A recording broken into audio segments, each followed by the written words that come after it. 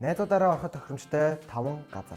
Нэг болохоор Sky Resort байгаа. Sky Resort-од ер нь бол ямар үйлчлэг авах боломжтой вэ гэх юм бол цан чанга аргуулгах, хоол идэх, халуун юм уухад ер нь илүү тохиромжтой газар дээ нэг мөн.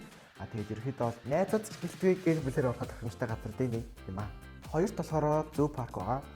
Zoo Park маань болохоор ер нь бол сонин содон амтан ихтэй амтан тайртай найзууд ороход илүү тохиромжтой юм болов уу гэж боддог.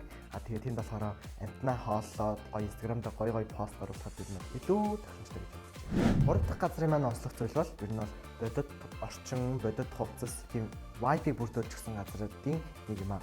Энэ газар маань болохоор paintball нэг цагийн турш найзуудтайгаа ер нь байлдан л гэсэн үг. Тэгээд ерөөхдөө бол PUBG гэж яхаар ер нь бол очоод яг бодит байдал дээр очиод үзсэн илүү тохиромжтой гэж бодож байна. Дөрөв дэх газар маань болохоор Cat Cafe 15 орчмын 15 төрлийн өөр өдрийн муурнууд байдаг. Тэнд очихдоо цаг авч очдөг байгаа. Тэгээд ерөөхдөө бол аюу гой цэвэрхэн орчинтой, ариун цэврээ маш сайн хангасан. Тэгээд аюулгүй цэвэр орчинд ер нь илүү байдаг байгаа. Тэнд очихдоо болохоор ер нь хайртай амтнаа эрхлүүлэхээс гадна халуун уух юм бас байдаг юм билээ. Хамгийн сүүлийн газар маань болохоор Ceramic Art Studio байгаа.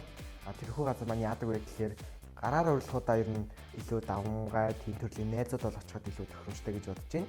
Очихдоо цаг авчдаг. Дээдл нь 20 хүний батамжтай юм билээ. Тэгээд тийм шавраар урилгах үе, зураг, иймэрхүү гараар урилгууд тал руу чиглэсэн газрын нэг юм билээ.